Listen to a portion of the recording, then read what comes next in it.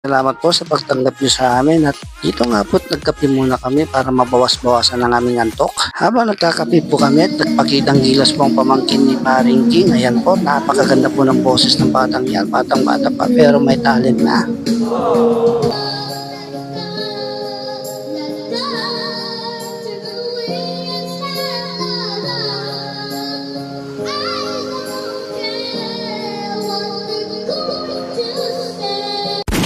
Eto na nga po't kompleto na po kaming lahat. All set na po at ready na para sa matinding bakbakan. At ayan po, kasama po natin ang mga tropa ni Paring King at mga pinsan po niya. Eto na po kami sa taming dagat at pansamantala dito muna po kami sa may gilid dahil napakainit pa po sa mga oras na yan. Ayan, nakalatag na ang aming lamesa at sa totoo po niyan, hindi naman po kami talaga maliligo.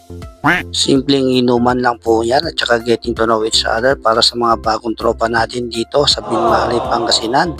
Alright, shout out po ulit sa inyong lahat mga bagong tropa. Ayan po, simpleng pulutan, simpleng inuman na may konting dagat. At dito nga po ay tanaw na ang 100 Islands dyan po sa may bandang Lingayen, Pangasinan. Ayan po yung mga bulubundukin yan. Yan po yung tinuturo nilang 100 Islands. And finally, nandito na nga po kami sa pinakagilid talaga ng dagat. At ayan po, tunghayan po natin ang sunset dahil ito nga po ang hilig natin. At dito nga po yung napakalakas ng trip ng ating paring Matt. Hindi ko alam kung ano yung tinatawanan niya. Kaya wala akong no choice kundi makitawa.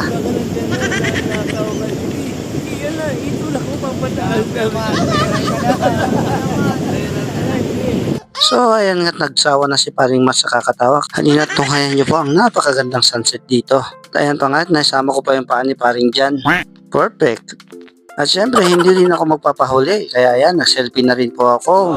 At dito nga po yung nagawa pa po ni Paring Matt na magpaalam sa dagat. At ayan, hindi ko alam kung bakit siya nanggaling doon. At sa mga oras na ito, kami po pauwi na at kami babiyahe pa pabalik ng Baguio. Bago nga po pala kami bumiyahe bakit ang Baguio, dumaan muna kami dito sa isang kilalang kainan dito sa may A.B. Fernandez, Tugupan City.